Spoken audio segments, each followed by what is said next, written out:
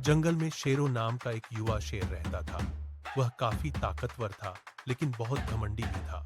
वह अक्सर छोटे जानवरों का मजाक उड़ाता और कहता, मैं जंगल का सबसे ताकतवर जानवर हूँ, मुझे किसी की मदद की जरूरत नहीं। एक दिन शेरो खेलते खेलते शिकारियों के जाल में फंस गया। उसने पूरी ताकत लगाकर जाल को तोड़ने की कोशिश की, लेकिन जाल नहीं टूटा, उल्टा वह और ज्यादा फंसता गया।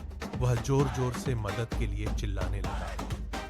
संयोग से एक छोटा चूहा वहां से गुजर रहा था। शेरों ने उसे देखकर उदास होकर कहा, तुम इतने छोटे हो, मेरी क्या मदद करोगे? चूहा मुस्कुराया और बोला, कभी कभी छोटे जीव भी बड़े काम कर जाते हैं।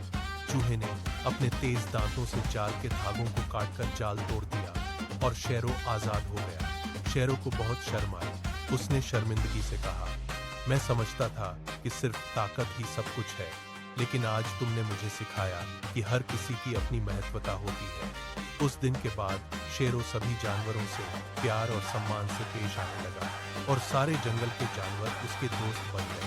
सीख, किसी को भी छोटा या कमजोर समझकर नजरअंदाज नहीं करना चाहिए।